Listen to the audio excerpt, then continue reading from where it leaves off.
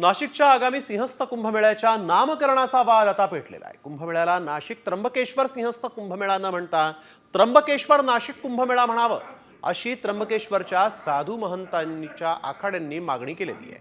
मात्र या मागणीला नाशिकच्या साधू महंतांचा विरोध आहे आणि याच मुद्द्यावर शैव आणि वैष्णव आखाड्यांचे साधू महंत आमने सामने आले। याच नामकरणाच्या वादावर त्र्यंबकेश्वरमध्ये आज बैठकही आयोजित करण्यात आली आहे।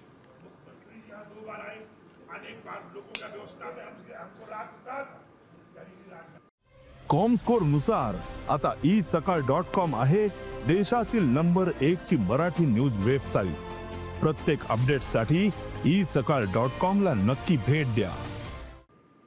लघु अक्षर आहे ती डाव्या बाजूला म्हणजे पहिले असतात आणि दुसरं जे अक्षर आहे ते नंतर येतं। त्यामुळे नाशिकमध्ये 3 अक्षर आहेत, नाशिक आधी असतं, त्याच्यात स्थानाच्या महात्म्याचा आणि याने काय फरक पडत नाही। परंतु व्याकरणाची चूक ही त्या कुंभमेळ्याच्या पोर्ट्रेटवरती किंवा जे काही परिपत्रक शासन प्रसिद्ध करेल, आमची स्वतःचीच मागणी आहे की दोन्ही नावं ठेवावी। तिथे त्यांचं म्हणणं असं आहे की त्र्यंबकेश्वर नाव आधी ठेवावं, तर ते व्याकरणदृष्ट्या चुकीचं होईल असं मी सांगतो, एवढंच। बाकी नाशिक नाव आधी नाशिक आधी आहेच, सगळीकडे नाशिक त्र्यंबकेश्वरच म्हटलं गेलंय, तेच कायम ठेवावं।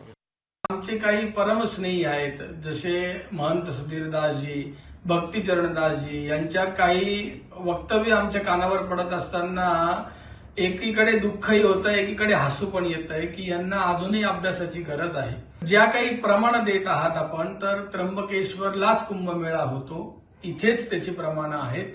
7 नद्या 5 नद्या ज्या ठिकाणी आहेत असे कितीतरी उल्लेख आहेत, ज्यांचा संगम आहे तिथे त्र्यंबकेश्वरला, तिथे कुंभमेळा होतो, याचे अनेको पुराणांमध्ये उल्लेख आहेत।